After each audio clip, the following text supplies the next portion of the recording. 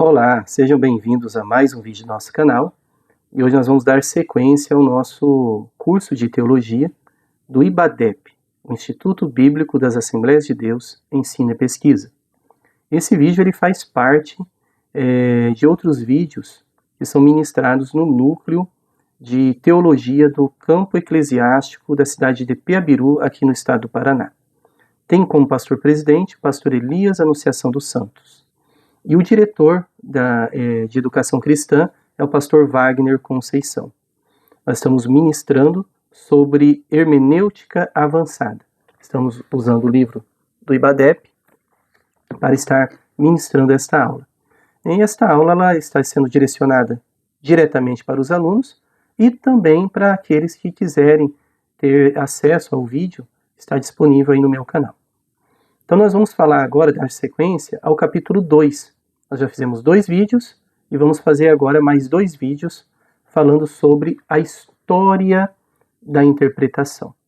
Nós falamos sobre nomenclaturas de hermenêutica e agora vamos falar um pouquinho sobre a história da interpretação, usando o livro como manual, como diretivo. Na página 97 do nosso livro, nós temos a seguinte pergunta: por que uma visão panorâmica da história? No transcurso dos séculos, desde que Deus revelou as Escrituras, tem havido diversos métodos de estudar a palavra de Deus. Os intérpretes mais ortodoxos têm encarecido a importância de uma interpretação literal, pretendendo com isso interpretar a palavra de Deus da maneira como se interpreta a comunicação humana normal. Outros têm empregado um método alegórico e outros têm examinado letras e palavras tomadas individualmente como possuindo significado secreto que precisa ser decifrado.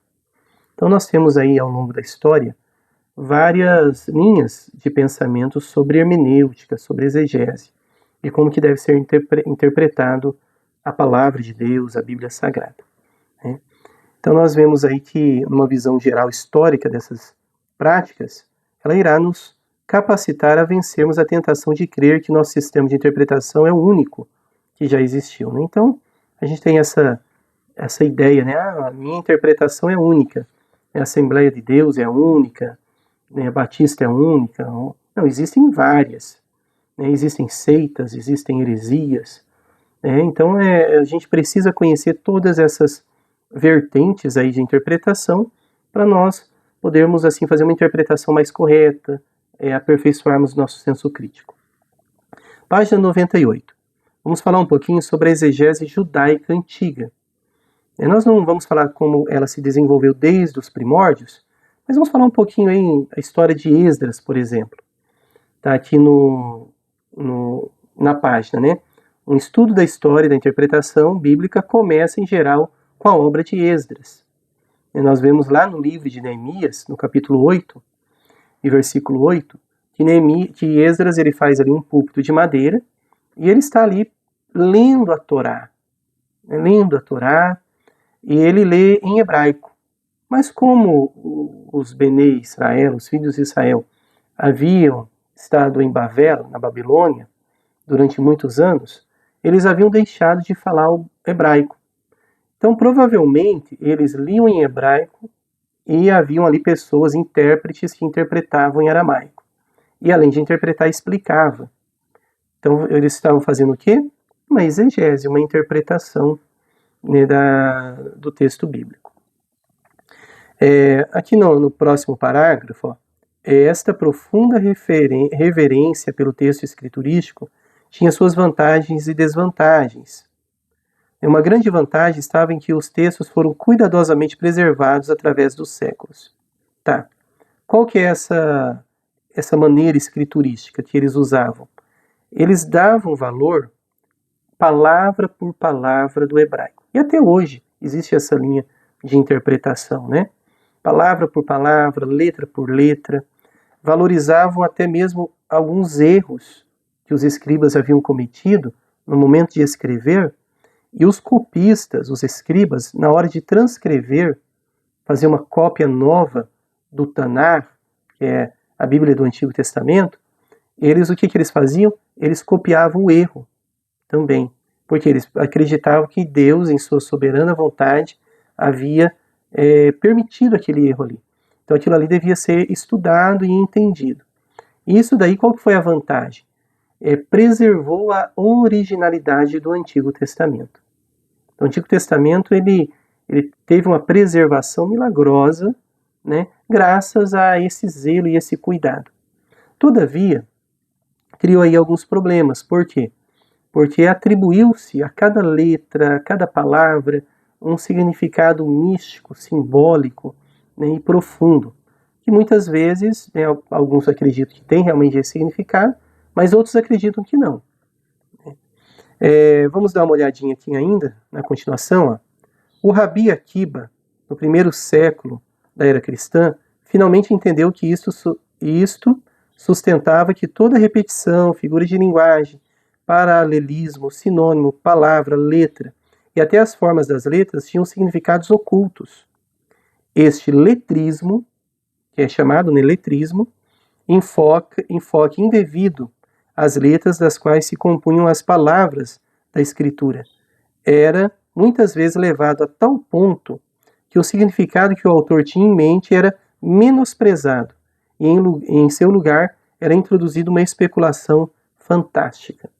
Então, na opinião do Rabi Akiba, né, ele tinha essa opinião aqui.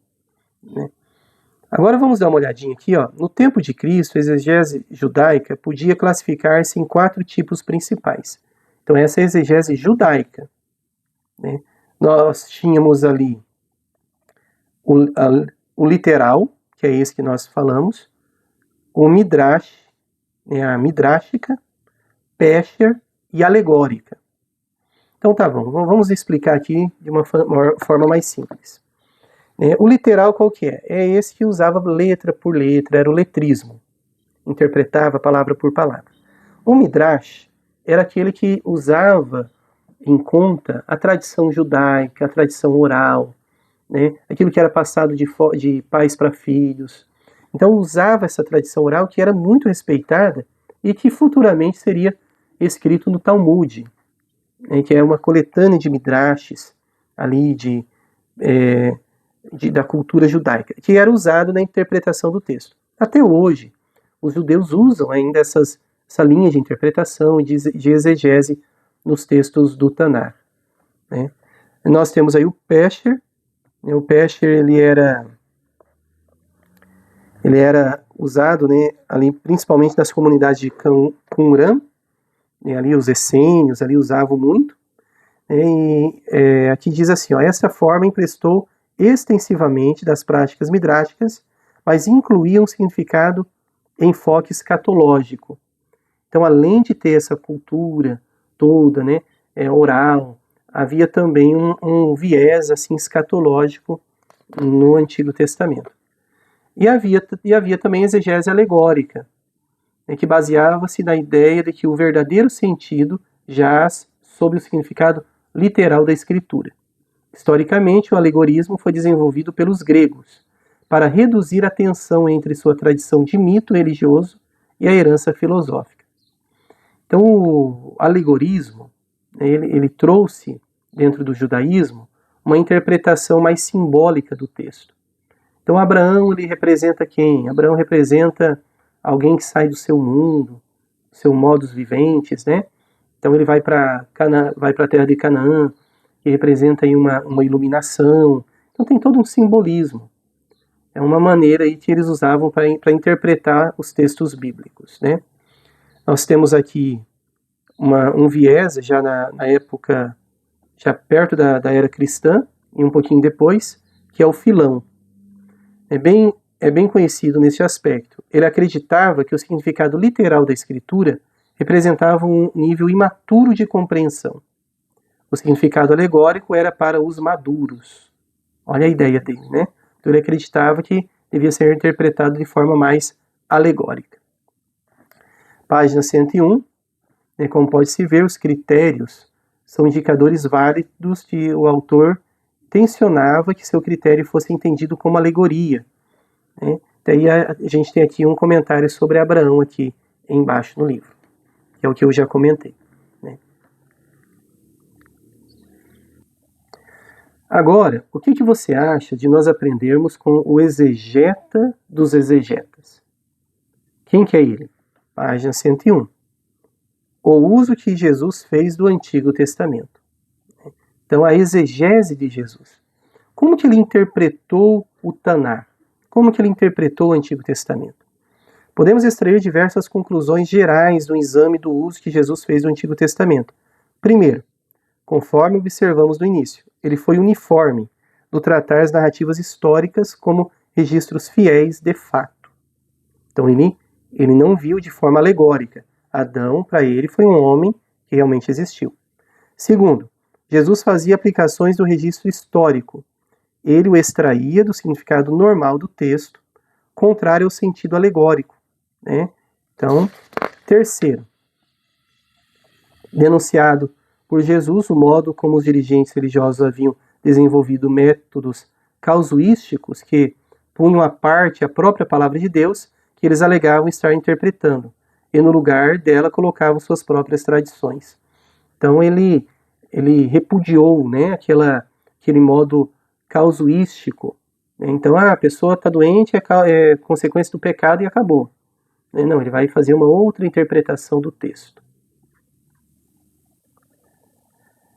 Isso aí, pessoal, nós vamos já encerrar esse vídeo, porque nós vamos inserir uma revisão do que Jesus pensava como exegeta, né, num outro vídeo, tá bom? E nós vamos falar sobre a igreja, a história da igreja e a história da exegese na história da igreja. Espero que você tenha gostado desse vídeo. Não se esqueça de se inscrever no nosso canal, deixar aí um comentário se você gostou da aula ou não, que o Eterno continue lhe abençoando, tá bom? E até a próxima aula.